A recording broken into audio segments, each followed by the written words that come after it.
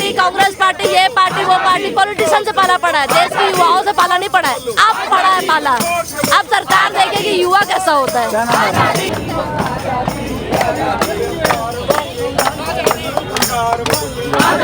आप मेरे को बताइए, इतने लोग मरे, रोक रहे, इनकी जिंदगी रोक दी गई, इनका सपने रोक दिया, इनके सब खत्म हो गया।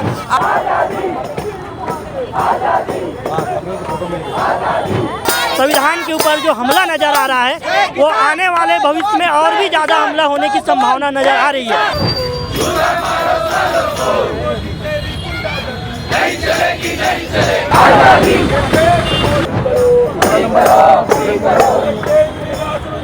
सीजी बॉक्स चैनल के जगह जगह चर्चा है, तुम सब लगातार देखा था, लेकिन जे अनुपात में व्यू आते सब्सक्राइबर नहीं आते भाई।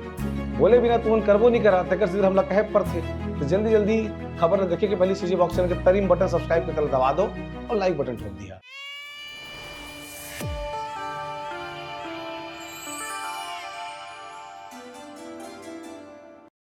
नमस्कार जोहार, आप देख रहे हैं सीजी बॉक्स। मेरा नाम है गणेश तिवारी। मैं इस समय रायपुर के घड़ी चौक के बगल में जो अम्बेडकर जी की मूर्ति है उसके सामने खड़ा हूँ।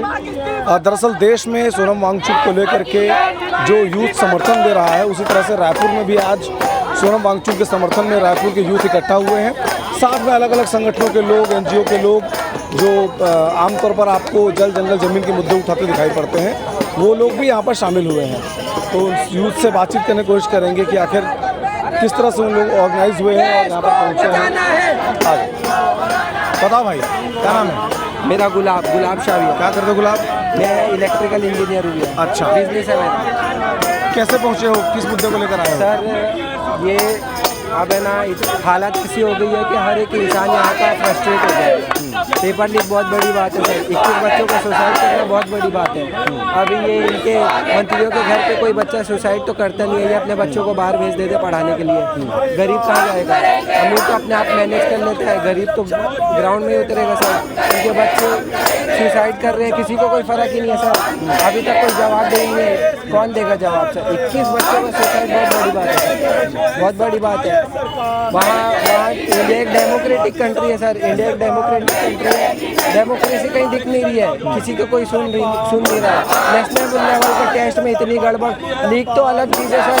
पेपर जो हुआ है उसमें भी जो शीट्स आई हैं, शीट्स में भी गड़बड़ है, क्वेश्चंस भी रिपीट हुए हैं, बच्चों के बाद 2-2 शीट्स आई है, बहुत सारी गड़बड़ हुई है सर। तो आप हमको इस्तीफा चाहिए सर।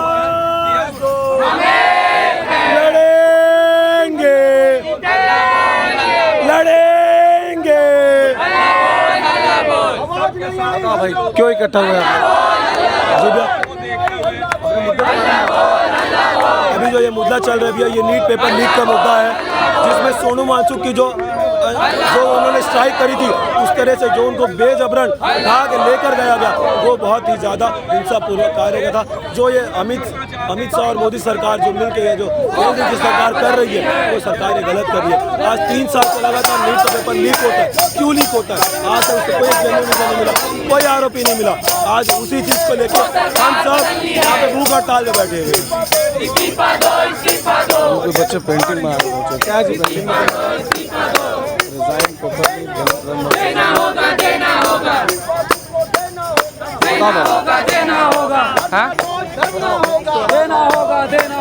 ये रियलिटी के ऊपर है।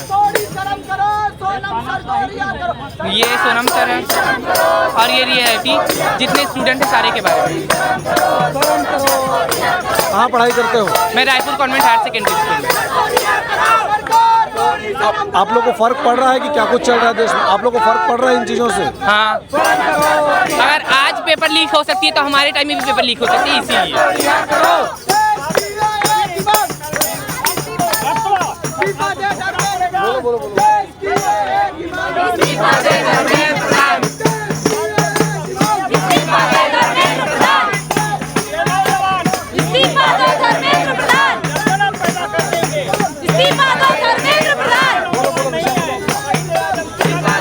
बाबा साहब के देश में मोदी के बाप का राज नहीं चलेगा। जय जवान जय संविधान। क्या चाहते हैं आप? हम लोग चाहते हैं हमारा देश जो कंट्री है वो डेमोक्रेसी है, तो इसमें जब डेमोक्रेसी बोला गया है तो मोदी की तानाशाही और उनकी लापरवाही क्यों? यहाँ धड़ाधड़ पेपर लीक हो रहे हैं, यहाँ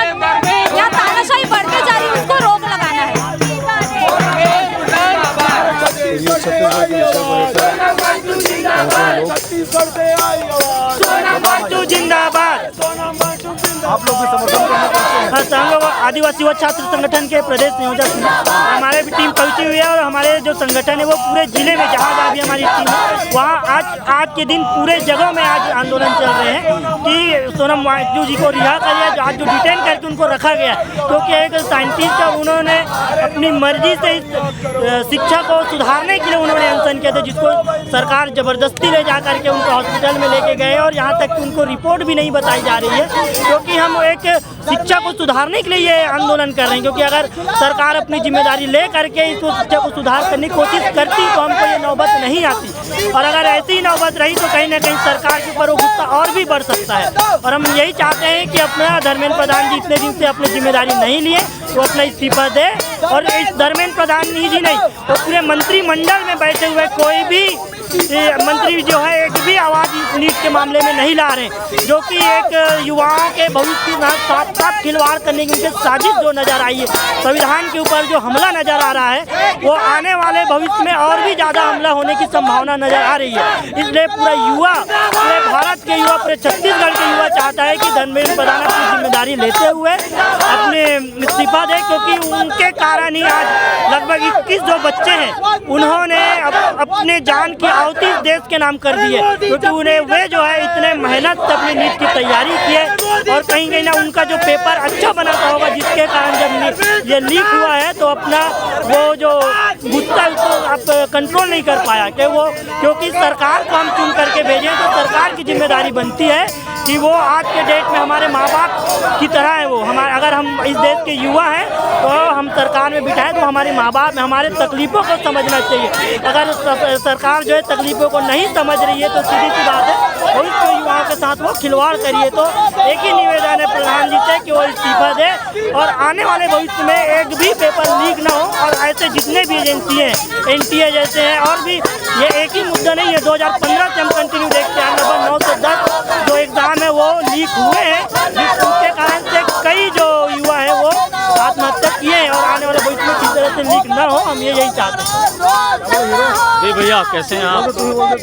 मैं यही कहना चाहूँगा कि आज इस देश भर में और देश के अंतिम कोने में आप कश्मीर से लेकर कन्याकुमारी देख सकते हैं, मणिपुर से लेकर गुजरात तक देख सकते हैं। गैर राजनीतिक युवाओं के अंदर आक्रोश है सरकार को लेकर। देश भर के छात्रों के भविष्य के साथ खिलवाड़ करने का काम ये सरकार द्वारा किया गया। आज ये क्रांति आप छत्तीसगढ़ में भी देख सकते हैं। गैर राजनीतिक युवा आक्रोश के साथ सरगुजा से लेकर बस्तर तक, मानपुर मोहल्ला से लेकर रायगढ़ तक के बड़ी क्रांति के साथ इस देश की सरकार के विरुद्ध खड़े हैं। स्थिति क्यों आई? स्थिति आती नहीं अगर पेपर लीक होती नहीं। NDA जैसा फर्जी संस्थान, लाइजनर, नरेंद्र मोदी जी और धर्मेंद्र प्रधान के लाइजनर है NTA के सारे अधिकारी, लाइजनिंग कर करके बड़े परिवार के अनशिक्षित युवाओं को नीट क्लियरेंस करवा रहे हैं। लेकिन जो मेहनत और अपने लगन के साथ पढ़ाई लिखाई करके अपने जीवन के 4-5 साल संघर्ष कर नीट जैसे महत्वपूर्ण एग्जामिनेशन को फाइट करते हैं, उनके पेपर का कैंसिलेशन हो जाता है। तो ये उनके भविष्य पर अंकुश लगाने का प्रयास है सरकार द्वारा।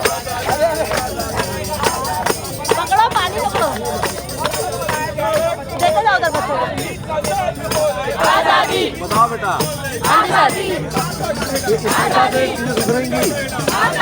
सुधारेंगे सर, अभी नहीं सुधरे करते रहेंगे ना, जब तक नहीं सुधरेगी तब तक करते रहेंगे, हम भी डटे रहेंगे। जितनी बेशरम सरकार है उतने बेशरम हम भी बन के दिखाएंगे अपने हक के लिए। हम गद्दारी करने के लिए बेशरम नहीं बनेंगे, अपने हक के लिए बेशरम बनेंगे। जब तक सरकार अड़ी रहेगी तब तक हम भी अड़े रहेंगे।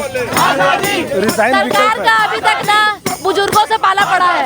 सरकार का अभी तक ऐसे वैसे आम आदमी पार्टी, कांग्रेस पार्टी, ये पार्टी, वो पार्टी, पॉलिटिशियन से पाला पड़ा है, देश के युवाओं से पाला नहीं पड़ा है। अब पड़ा है पाला। अब सरकार देखेगी युवा कैसा होता है।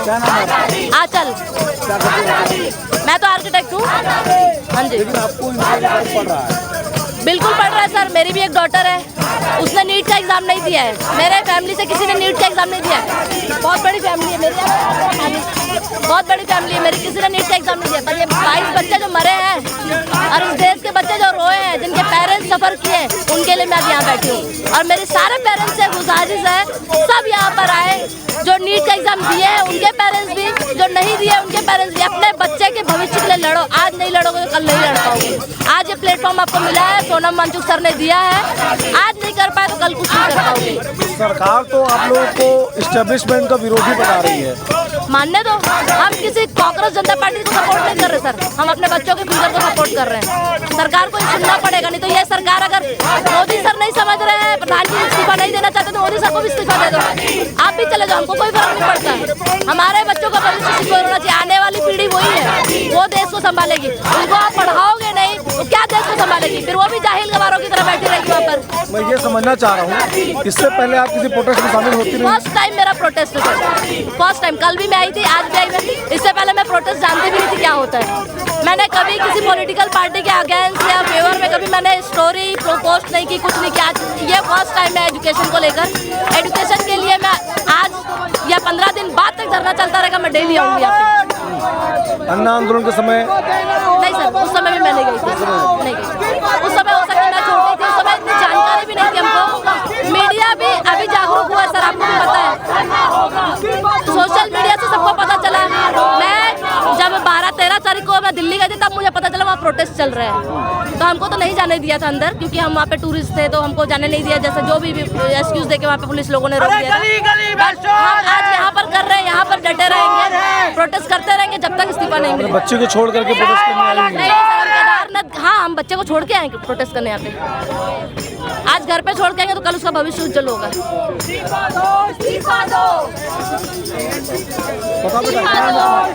अलमीरा खान सर। क्या करते हो वीरा? सर मैं फैशन डिजाइनिंग की स्टूडेंट हूँ। आप भी पहली बार प्रोटेस्ट में आई? जी सर, पहली बार आई हूँ। क्या चाहते हैं आप लोग? सर हम लोग बस जस्टिस चाहते हैं, जो नीट स्कैम हो रहा है वो रुके सर, और जो एजुकेशन मिनिस्टर है उनको हम लोग चाहते हैं कि वो इस्तीफा ले। बट एक बात ये आ रही है कि रिजाइन विकल्प है या व्यवस्था को सुधारना विकल्प है? जी रिजाइन करना विकल्प है या व्यवस्था को ठीक करना जरूरी है? सर दोनों ज़रूरी है, रिज़ाइन नहीं करेंगे तो ठीक कैसे होगा, आप खुद बताइए। मैं मोदी जी कहते हैं, मैं बोला प्रधानमंत्री जी कहते हैं मेलोडी खाओ खुद जान जाओ, लेकिन मेरी उनसे दरख्वास्त है प्रधानमंत्री जी, हमने बहुत मेलोडी खा ली, अब आप प्लीज़ मेंटोस खाओ और दिमाग की बत्ती जलाओ।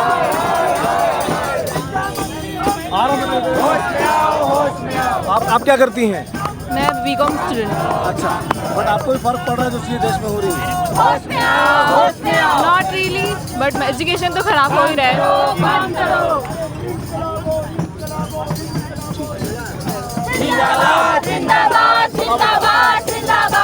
आप क्या करती हैं? अभी कॉम्पिटिटिव एग्जाम्स की तैयारी है। अच्छा, इसके बाद किसी प्रोटेस्ट में शामिल हुई हैं कभी? नहीं, पहला प्रोटेस्ट है ये। क्या सोचकर आप लोग निकले हैं घर से, क्यों लगा कि निकलना जरूरी है? I think I don't really have to state that it's kind of very common sense right now. Yeah. I think सबके मुँह से आप समझ ही गए होंगे कि लोग अगर यहाँ पे आए हैं तो क्यों आए हैं, ऑलरेडी पता है। ना वो तो मुझे पता है क्यों आए हैं, लेकिन आपको लगा कितना जरूरी है निकलना घर से बाहर, इस मुद्दे पे बोलना?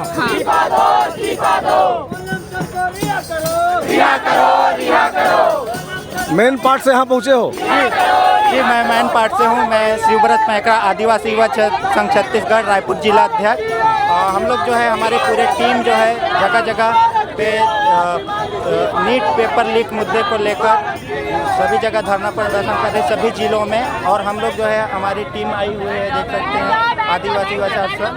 हम लोग चाहते हैं कि नीट पेपर लीक का निष्पक्षता से जाँच हो एवं दोषियों को कठोर से कठोर कार्रवाई हो। तथा हम लोग सोनम वांगचुक सर जी हैं, उनके समर्थन में यहाँ धरना दे रहे हैं।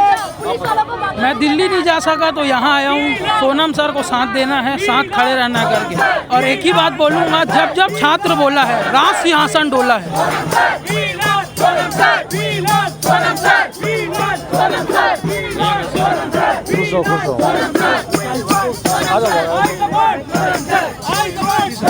बताओ, डेमोक्रेसी, लिमिटेशन। सर बहुत सिंपल सी बात है, फंडामेंटल राइट है। अगर आप एजुकेटेड नहीं है, अगर आपको नहीं पता कि आपके अधिकार क्या है, अगर आपको नहीं पता कि आप क्या क्या डिजर्व करते हैं, सरकार आपको क्या देगी, सरकार क्यों है, तो ये सर आपको गुलामों से बदतर हमारा फ़ायदा उठाएंगे, हमको जीने नहीं देंगे। तो सबसे बड़ा हथियार है एजुकेशन। अगर आप वो छीन लेंगे ना तो जिसको जो मन में आए हर चीज़ जस्टिफाई हो जाएगी सर। जैसे आप देखेंगे हर क्राइम, हर पाप हर तरीके से जस्टिफाई हो जाएगा, क्योंकि अनएजुकेटेड आदमी को कोई आइडिया नहीं रहेगा कि उसकी कौन कौन सी फंडामेंटल राइट की अवहेलना हो रही है।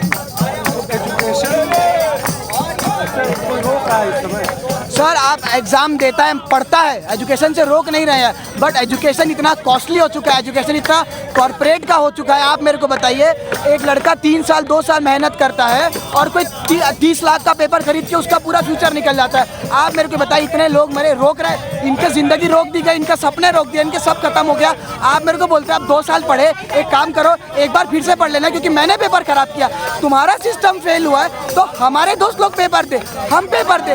आप मेरे को ये बताइए, आप एक एजुकेशन सिस्टम नहीं कर पा रहे, आप एग्ज़ाम कंडक्ट नहीं कर पा रहे, आप इतना मिजरेबली फेल हुए हैं, आप इतना नीचे गिर गए हैं, क्योंकि हमारे जो बच्चों का हक रहता है गरीबी भूखमरी से, सबसे पहला हथियार रहता है सर एजुकेशन का। सपना रहता है कि आप लड़ेंगे, आप सबसे बड़ा हथियार रहता है एजुकेशन, क्योंकि गरीब आदमी को पता है, मिडिल क्लास आदमी को पता है कि एक बार वो पढ़ेगा तो उसका पूरा जनरेशन पाएगा, उनका जनरेशन ही हो जाएगा। आप वो छीन रहे हैं सर। आप चाहते हैं कि आपका हाथ जोड़ के गुलामी करें, हम आपको मसीहा की तरह पूजे, हम आप नहीं करेंगे सर। एजुकेशन हमारा मूल रूप अधिकार है, उसके लिए मैं लड़ा था, ये इंसान लड़ा था और हम सब लड़ेंगे। सर मैं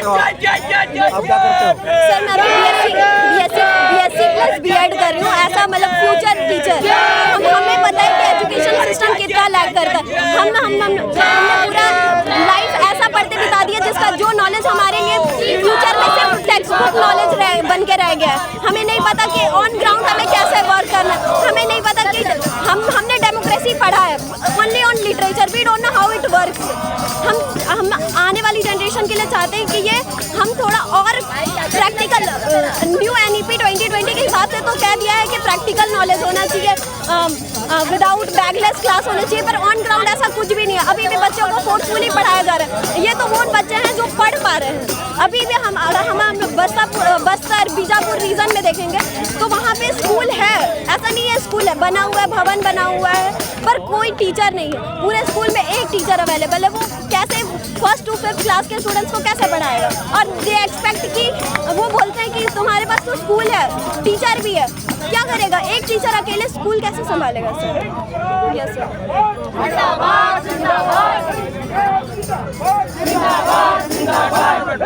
उन चेहरों के पास मैं नहीं जा रहा हूँ जो अक्सर बयान देते रहते हैं या मीडिया में दिखाई पड़ते हैं, क्योंकि वो प्रोटेस्ट में शामिल होते रहते हैं, उनसे बातचीत होती रहती है, नए लोगों से बातचीत करते हैं। कहाँ से आए भाई? कहाँ ले आए? कहाँ ले आए इसका? मैं उड़ीसा से हूँ। तो क्या चाहते हैं आप लोग?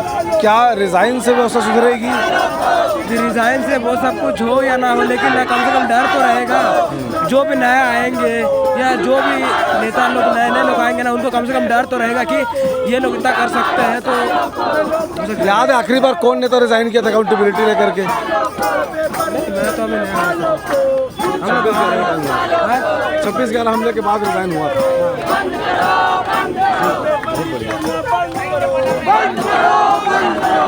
तो ये जिन बच्चों की मौत हुई है उन बच्चों की तस्वीरें हैं।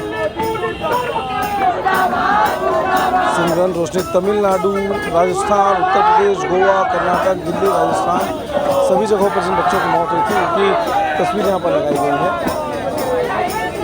और ये सोनम वांगचुक के समर्थन में पोस्टर लेकर के जहाँ खड़े हैं, पीछे अम्बेडकर की मूर्ति है।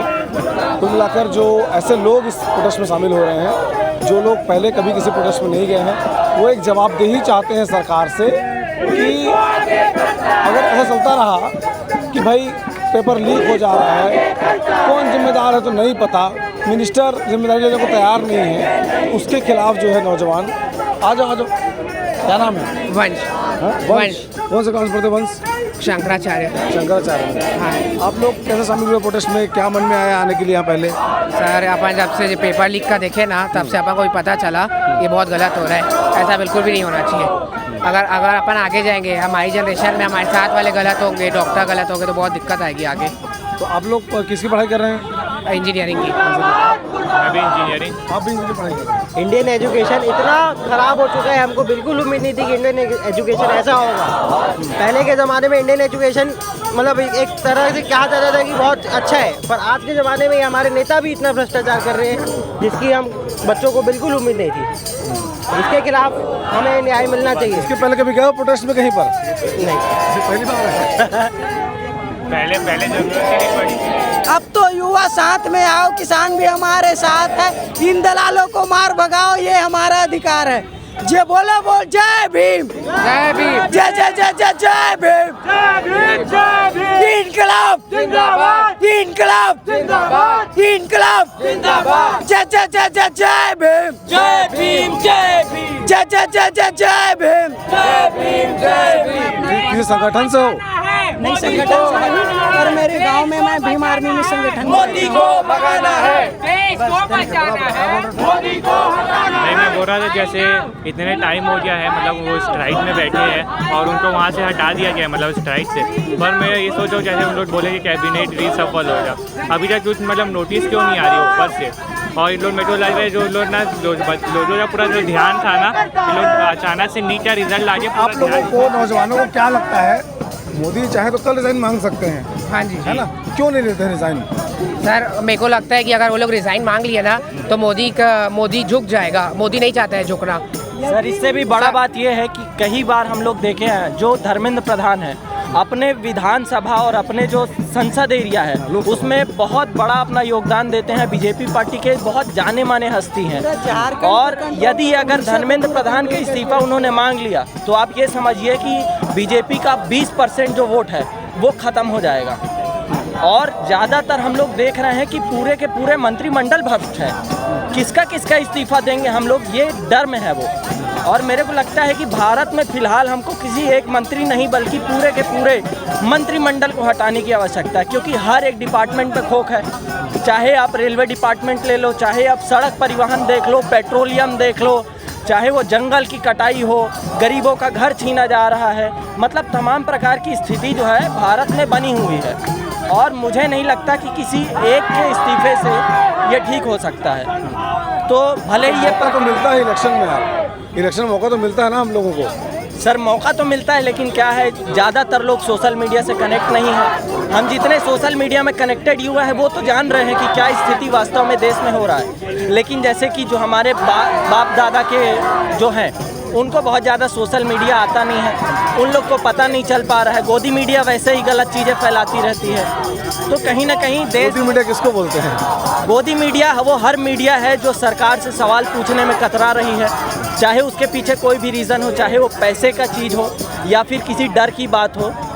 तो गोदी मीडिया मेरे को लगता है वो हर शख्स है जो सच को सामने नहीं ला रहा है, और यदि आप ला रहे हैं तो निश्चित रूप से आप उनमें नहीं हैं। सर और मैं बोलना चाहूँगा, जब जहाँ पे जेंजी जितने भी युवा हैं पूरा शांति से प्रोटेस्ट कर रहे हैं, तो वहाँ पे पुलिस वायलेंस क्यों चूज़ कर रही है? जितना भी प्रोटेस्ट हो रहे हैं अभी, जितने भी सब लोग जेंजी है या कोई भी है, सब लोग बहुत प्यार से करें, पर वहाँ पे पुलिस डंडे मार रही है, लाठीचार्ज कर रही है। ये पुलिस की बहुत गलत बात है। भगाने के लिए कर रही है? भगाने के लिए कर रही है सर, पर जब प्रोटेस्ट पूरा शांति से चल रहा है तो उनको भी ये नहीं करना चाहिए।